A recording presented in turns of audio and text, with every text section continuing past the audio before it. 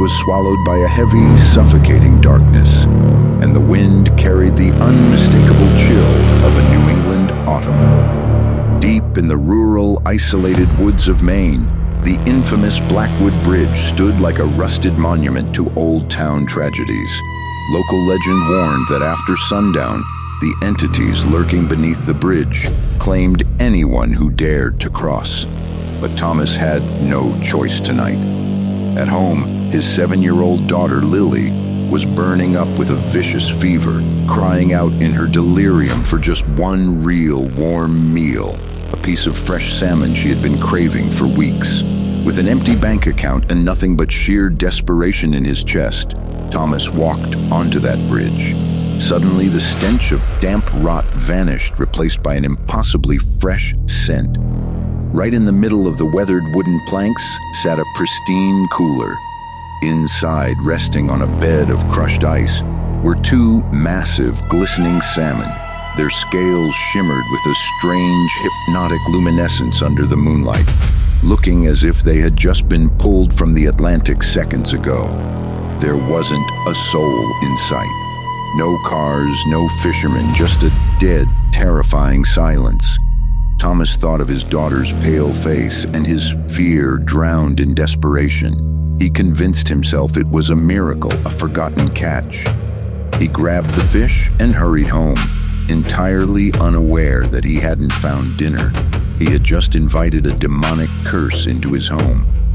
The small, dimly lit kitchen felt warm for the first time in days as Thomas's wife, Sarah, began prepping the fish. But the moment her carving knife pierced the flesh, her heart froze.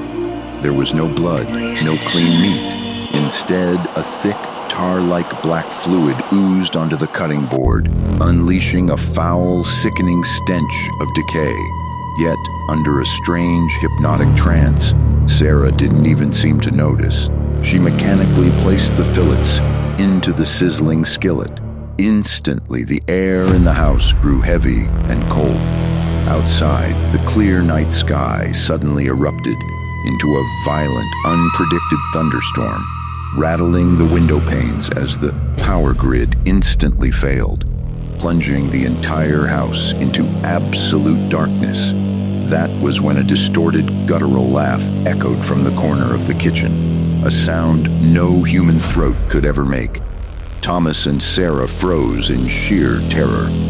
Fumbling through the dark toward the kitchen, the sight before them shattered their reality. Little Lily was crouching on the floor beside the stove.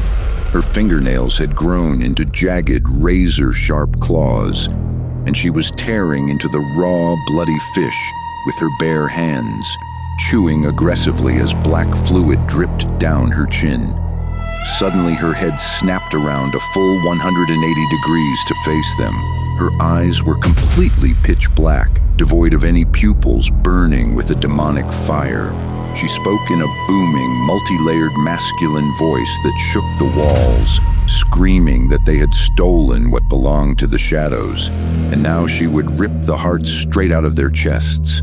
They screamed and lunged backward, but the heavy wooden doors and windows slammed shut and locked on their own with deafening thuds.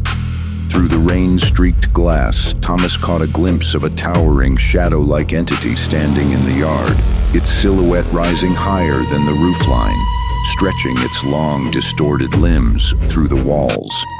The drywall began to bleed a dark, crimson stain. Terrified, Thomas and Sarah collapsed into the corner of the living room, weeping and praying for deliverance as the unseen entity tore the house apart around them.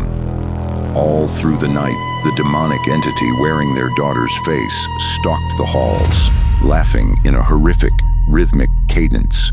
Just as the first pale light of dawn broke through the trees, the storm vanished in a split second. The shadow dissolved into the morning mist. Thomas opened his eyes to find Lily unconscious on the floor, and where their dinner had been, 2 rotting skeletal carcasses of water moccasins lay in the dark, burning with a sudden, unexplainable fever. Thomas stared into the empty room, finally understanding the true cost of temptation. To this day, no one in that small Maine town ever drives across Blackwood Bridge after dark.